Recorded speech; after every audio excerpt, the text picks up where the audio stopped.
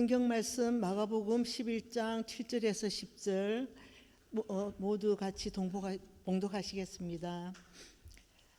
나귀 새끼를 예수께로 끌고 와서 자기들의 겉옷을 그 위에 얹어 놓음에 예수께서 타시니 많은 사람들은 자기들의 겉옷을 또 다른 이들은 들에서 벤 나뭇가지를 길에 펴며 앞에서 가고 뒤에서 따르는 자들이 소리를 지르되 호산나 찬송하리로다 주의 이름으로 오시는 이여 찬송하리로다 오는 우리 조상 다윗의 나라여 가장 높은 곳에서 호산나 하더라. 아멘.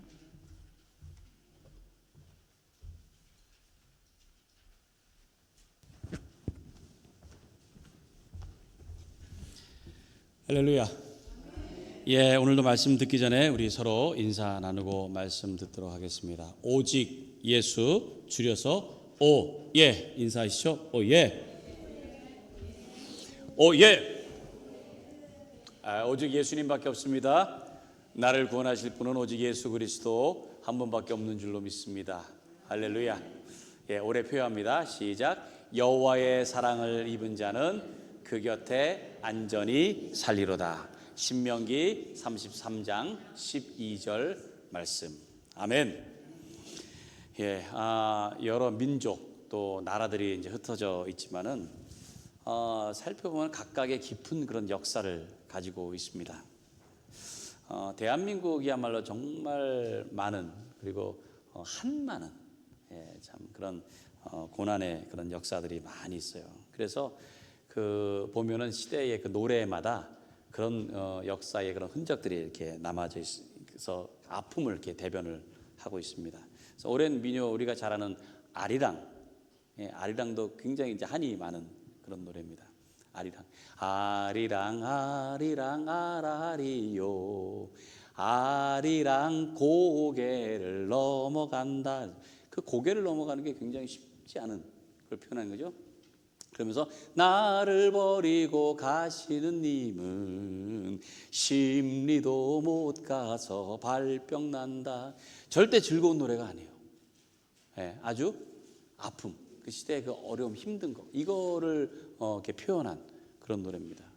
6.25 전쟁, 한국 전쟁 당시에도 그걸 배경으로 해서 노래가 있는데 단장의 미아리 고개, 그것도 고개, 단장의 미아리 고개, 그 뭐라 하죠? 험난한 그런 고갯길을 표현하면서, 물론 이제 실제로도 그랬지만은 그 시대를 대변하는 겁니다. 그 노래 어떻게 되죠? 미아리 눈물 고개 울고 넘던 이별 고개. 결코 그 고개가 쉬운 고개 아니에요. 뭐 거기니까 막 철사줄로 뭐 두 손 꼭꼭 묶인 채로 막 끌려가고 막 얼마나 아파요 시대. 그래서 이 노래에 고개가 나오면 참 그 힘든 거예요. 근데 이스라엘도요, 이 역사 가운데서 고개와 관련된 노래가 있습니다. 시대마다 아픕니다. 고개. 물론 직접적으로 고개라고 표현한 건 아니지만 고개하고 관련된 노래예요. 그게 뭐냐면 성전을 향해서 올라가면서 부르는 노래예요. 성전을 올라가면서 부르는 노래. 그 예루살렘의 성전이 있잖아요.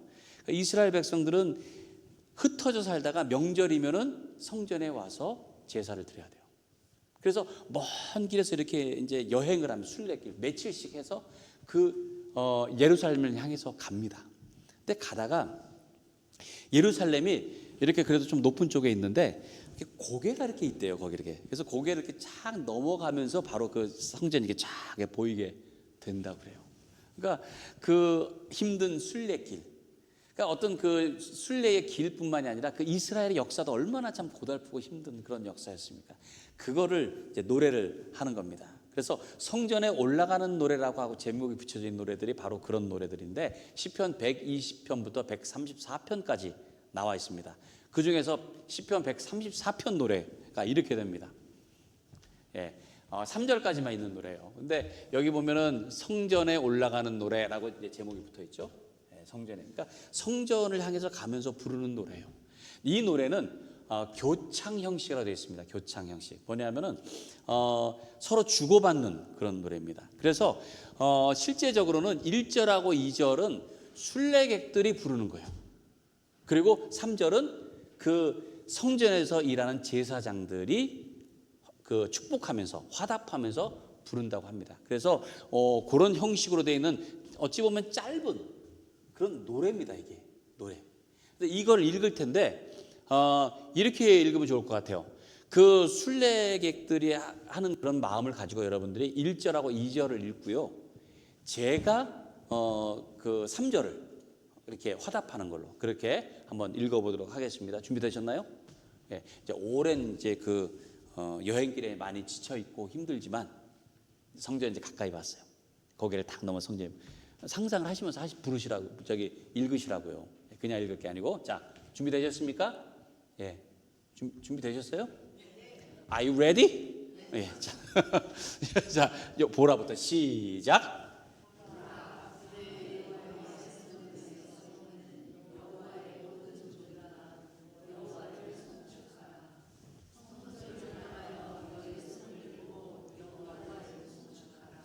천지를 지으신 여호와께서 시온에서 내게 복을 주실지어다.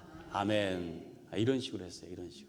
그리고 물론 이제 성전에서도 그렇지만은 그 여행을 쭉 하는 동안에 얼마나 힘들어요. 그 동안에 이 노래를 계속 불렀다고 합니다. 부르면서 성전에 제가 도착하게 되는데, 그런데 성전에 이제 도착을 하게 되면은 뭐 이게 한 번에 모아서 오는 게 아니잖아요. 이렇게 쭉 오다 보니까 성전에 어떤 때는 늦게 밤에 도착할 때가 있어요. 밤늦게. 그러면 밤늦게 도착할 때도 성전은 환하게 밝혀져 있습니다. 성전에서 일하는 사람들 있어요. 뭐 레위 사람들, 제사장 사람들. 그분들 중에서 이 성전에서 밤낮으로 노래 찬양하는 그런 사람들이 있었습니다. 그리고 성전을 계속 밝혀야 되는 그런 제단의 불을 밝히는 그런 일들을 하는 사람들이 있었어요. 그러니까 밤에 일하는 게 쉽습니까? 여러분, 밤새도록 그 일을 하는 거, 그 성전을 계속 지키고 있는 그 힘든 사람들이 있는데 그들을 향해서 어찌 보면은 격려를 하는 그런. 그래서 여기 보면은 뭐라고 해서 밤에 여호와의 성전에 서 있는 여호와의 모든 종들아 여호와를 송축하라.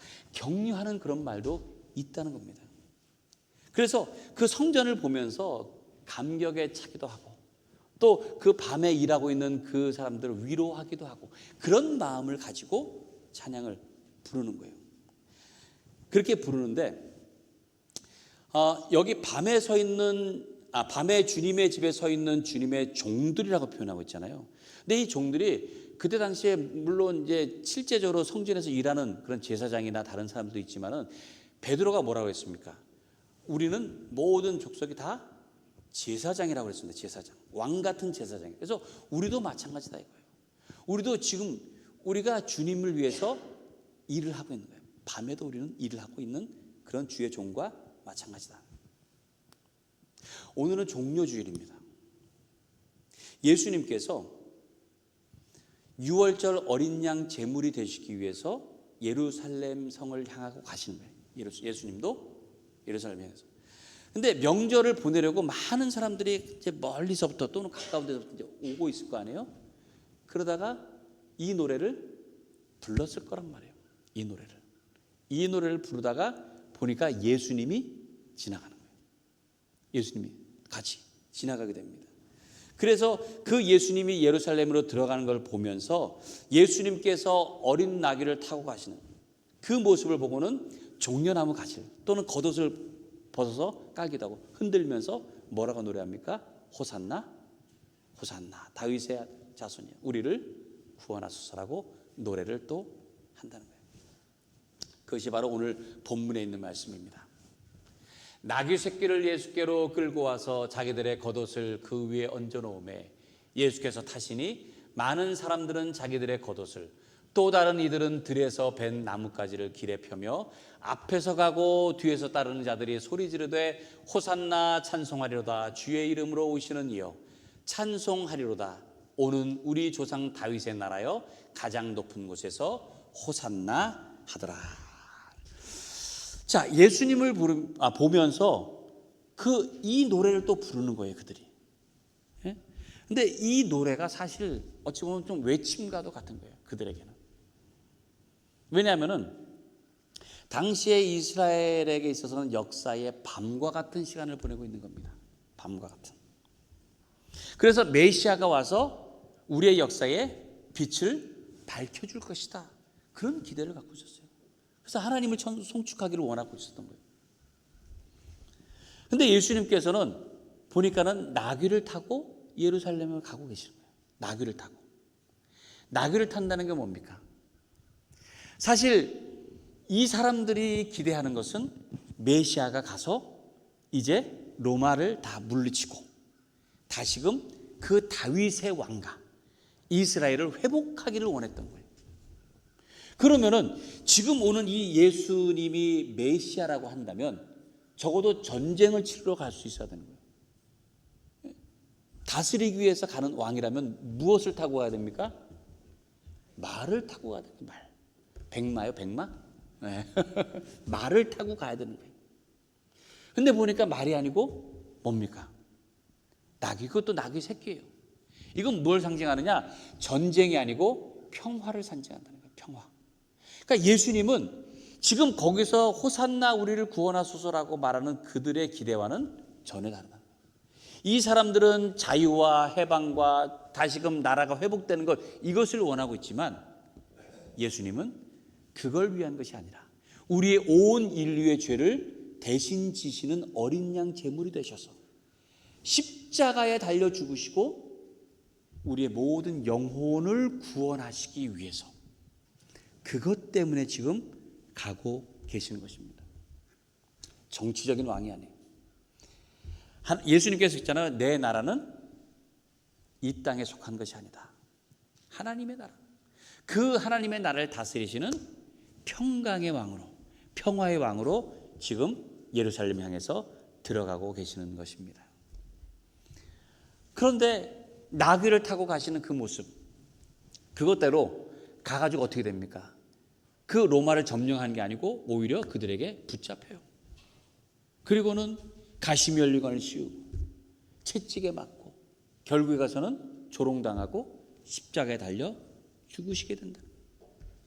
그런데 보니까 그 호산나 우리를 구원하소서라고 외쳤던 그 사람들 중에 어떤 사람은 예수님을 향해서 오히려 십자가에 못 박으라고, 십자가에 못 박으라고 그렇게 메시아가 아니고 어찌 보면 한낱 십자가에 달려 죽을 죄인 중에 하나로밖에 보지 못했던 것입니다. 이 이스라엘 역사에 어찌 보면, 아니 온 인류의 역사에 가장 어두운 밤의 시간이 오는 겁니다. 하나님의 아들 메시아가 죽는 그 순간 성경에 보니까 하늘도 빛을 잃었다 그랬어요. 온 세상이 깜깜하게 되었다 그랬습니다. 정말로 깜깜하고 어두운 밤이 도래하게 된 것입니다. 자, 밤에 대해서 좀 우리가 생각을 해보겠습니다. 창세기 1장에 보면은 하나님께서 천지를 창조하실 때 세상은 어떻습니까? 밤과 같았다 그랬어요. 밤. 땅이 혼돈하고 공허하며 흑암이 깊음 위에 있고, 흑암이 깜깜한 가운데 아무것도 보이지도 않고 아무것도 없는 그런 상태가 있어. 원래 이 세상의 첫 모습이었습니다. 어둠이 세상을 다 덮고 있었어요. 근데 이것이 하나님이 보시기에 좋지가 않았던 거예요. 그래서 뭘 만드셨죠? 빛을 만드셨습니다. 빛. 그래서 그 빛으로 인해서 어둠이 물러가게 되었다고 말씀하고 있어요. 그래서 유대인들은 이 창세기에서 하나님께서 창조하신 것을 근거로 해서 날짜를 정할 때에 언제부터 하루가 시작됩니까? 저녁부터 그래요. 저녁이 되고 아침이 되니 이는 첫째 날이라, 저녁이 되고 아침이 되니 이는 둘째 날이라, 이렇게 하니까 저녁부터. 그래서 해가 지는, 지금으로 말하면 한 저녁 6시쯤부터 이게 하루가 시작되는 거예요. 그리고 그 다음날 해질 때까지가 하루입니다. 그게 하루. 그러니까 저녁이 되고 아침이 되는 거. 이게 사실은 참 그 의미가 있는 겁니다. 밤이 지나고 아침이 밝아온다는 거예요. 이게 하나님의 창조 순리라는 겁니다. 어둠이 지나고 그리고 아침이 밝는다는 거예요. 밤이라는 시간은 처음 창조 때부터 그랬지만 아무것도 할 수 없는 거예요. 그리고 여러분, 밤은 어떻습니까? 밤. 우리가 생각할 때는 외롭고 쓸쓸하고 불안하고 두려운 시간을 밤이라고 해요. 영적으로도 밤은 굉장히 어둡고 암울한 시간들입니다. 그래서 성경에 보면은 이 밤이라고 표현한 부분들은 되게 그 의미가 있어서 그걸 그렇게 시간적인 것들을 표현을 하고 있습니다. 제자들이요, 그 예수님 없이 그 강을 건너다가 풍랑을 만난 시간도 밤이에요. 밤. 그 니고데모가 예수님을 찾아왔다고 하는 그 시간도 성경에는 밤이라고 기록하고 있습니다. 그러니까 다른 사람의 눈을 피하기도 했지만 그 마음이 어두운 상태였다고 하는 것을 보여주는 거예요. 성경이 그렇게 표현을 합니다. 그래서 밤이라고 하는 것은 어둠의 세력이 힘을 얻고 죄악이 만연한 시간이라고 할 수 있어요. 그래서 두렵고 불안하고 고통스러운 시간이 밤입니다. 제사장들이요, 예수님을 잡아서 죽이기로 결정한 것도 밤이에요. 가룟 유다가 예수님을 팔아야겠다라고 생각한 그 시간도 밤이에요. 또 가룟 유다가 예수님을 유대인들에게 손에 넘겨주기 위해서 그 표시를 한 그 시간도 언제예요? 밤이에요. 밤. 예수님께서 그러시잖아요. 시험에 들지 않게 깨어 기도하라. 마음에는 원이로되 육신이 약하다. 그러니까 밤은 우리의 육신도 약해지고 우리의 영혼도 약해지는 시간입니다. 그러니까 세상의 유혹에 잘 넘어갈 수밖에 없는 그런 시간. 그럼 범죄가 언제 이루어집니까? 범죄. 예, 범죄가 주로 보면은 밤에 이루어져요. 밤에 어두울 때. 그렇죠? 남들이 다 깨어 있을 때는 별로 그렇게 그런 악한 그런 범죄를 저지르기가 좀 그렇잖아요. 그러니까 밤에 보세요. 좀 이렇게 학교 다닐 때도 이렇게 좀 껄렁껄렁한 애들은 보면 밤에 나가면 다 있어요. 예, 논다고 하는 애들은 밤에. 예, 낮에는 안 보여요. 예, 그게 그 수학여행 가면 그 확실하게 드러나는데 수학여행 때 보면은 그 이렇게 저희 같은 말해도 경주 뭐 이런 데 갔잖아요. 그러면 이제 그 역사적인 것들을 이렇게 막 보여주잖아요, 낮에. 그러면 이제 가서 쫙 해서 막 설명하면 이제 막 하고 다 그런 애들들은 다 모범생들. 그러면은 노는 애들들은 뭐예요? 나오지도 않아요, 차에서. 뭐 하고 있어요? 자고 있어요, 자. 그 걔네는 뭐 하냐? 밤에 놀아요, 밤에. 밤새도록. 뭐 하고 노는지. 뭐 하고 놀죠, 밤에? 밤에 뭐 모르세요? 다 모범생들이라서 여러분들은 다 밤에 놀아요, 밤에. 밤새도록. 그럼 낮에는 아무것도 안 해요. 밤이 깊어질수록 새벽이 가까이 온다라는 말씀이 있습니다. 이 골고다 언덕에 밤이 지나고 부활의 새벽이 밝아왔다고 하는 것. 저는 여러분들이 이처럼 새벽이 다가오는 시간을 그것을 느낄 수 있는 신앙이 되시길 간절히 바랍니다. 우리에게는 꼭 물리적인 것뿐만이 아니라 우리 인생에 밤의 시간들이 꼭 있습니다. 외롭고 절망적이고 아무것도 할 수 없는. 그런데 그 시간이 지나면 뭐가 옵니까? 새벽이 온다는 거예요. 새벽이. 밝은 빛이 비추게 된다는 거예요. 그러니까 우리는 그 희망을 가지고 사는 겁니다. 언젠가는 밝아질 것이다. 다윗은 시편을 통해서 이렇게 고백을 합니다. 시편 63편 6절 7절 말씀이에요. 새벽 성경인데 같이 한번 읽어볼까요? 시작. 잠자리에 들어서도 주님만을 기억하고 밤을 새우면서도 주님만을 생각합니다. 주님께서 나를 도우셨기에 나 이제 주님의 날개의 그늘 아래에서 즐거이 노래하렵니다. 다윗은 밤이 두려운 사람이었어요. 밤마다 눈물로 침상을 띄우고 요를 적신다라고 했잖아요. 늘 전쟁 가운데서 있어요. 언제 적군이 쳐들어올지 몰라요. 대개 적군들은 밤에. 그런데다가 우리 편이라고 생각하는 사람들 가운데서도 역적이 있을 수가 있어요. 그럼 또 역적은 언제 옵니까? 밤에 잘 때 나오잖아요. 그렇죠? 영화에서 보면 이렇게 그림자 달 그림자가 쫙 와가지고 해치잖아요. 근데 밤에 잠을 잘 수가 있겠어요? 여러분 같으면 어떻겠습니까? 언제 목숨을 놓을지 모르는데 특히 밤에 깜깜해서 잘 보이지도 않아요. 그때 여러분들의 목숨이 어떻게 될지 모르는 그런 상황이 올 수. 다윗은 그걸 지금 몇 년을 그렇게 지냈어요. 그가 밤이 얼마나 두려웠겠습니까? 예? 내가 이렇게 자다가 무슨 일을 당할지 모르고 내 목숨을 잃을지도 모르는 그런 밤. 내가 이렇게 잠들었다가 그냥 영원한 사망의 잠에 빠질 수도 있다. 그런 불안함 가운데, 고통 가운데 있었다는 거예요. 그런데 방금 이 고백한 것처럼 그가 그 밤에, 그 밤 시간을 통해서 하나님을 더 깊이 알게 되었다는 거예요. 밤에. 그 밤에 지켜주시고 그 밤에 보호하시는 하나님의 손길을 깨닫게 되었다는 겁니다. 그래서 내가 평안히 눕고 자기도 하리니 나를 안전하게 하시는 이는 오직 여호와 하나님이시라고 다 그렇게 고백을 합니다. 밤이 두렵고 절망적인 그런 시간이었지만은 오히려 그 밤을 통해서 교훈을 얻었다는 거예요. 그리고 그 밤을 통해서 주님을 더 기억하게 되었고 그 밤을 통해서 주님의 도우심을 누리게 되었다는 거예요.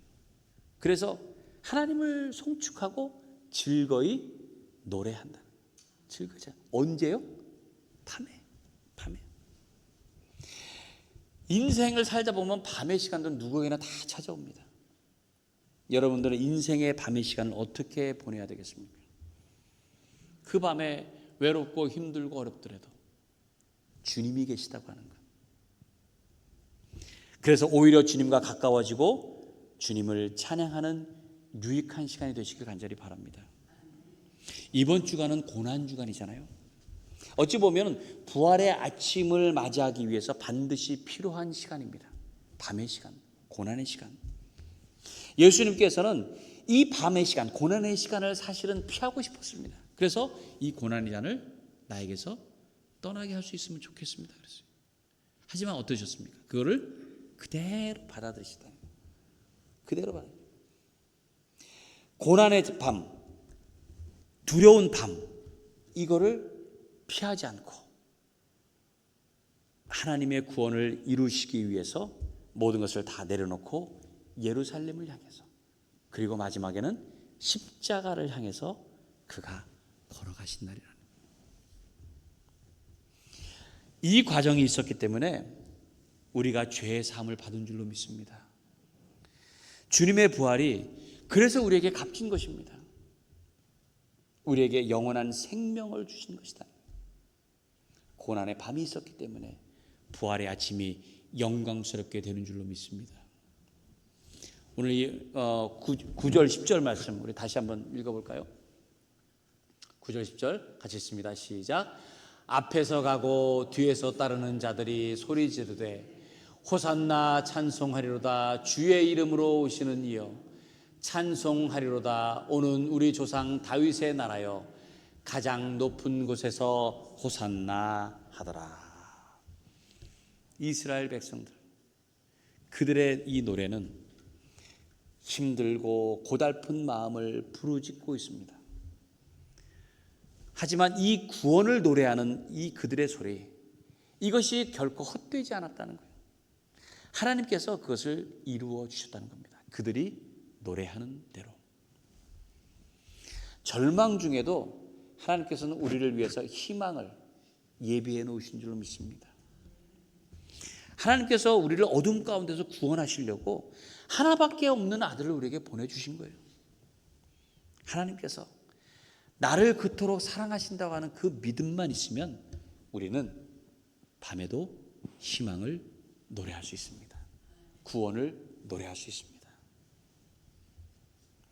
고난주간을 지나면서 여러분의 입술에서 구원을 노래하고 희망을 노래하고 하나님의 사랑을 노래할 수 있기를 바랍니다. 그래서 그 노랫소리가 영원한 기쁨과 영원한 영광을 이루는 귀한 결실이 되기를 바랍니다. 하나님의 그러한 은혜와 평강이 여러분 가운데 충만하시기를 간절히 축원합니다. 우리 이 시간에 함께 찬양하고 기도하도록 하겠습니다.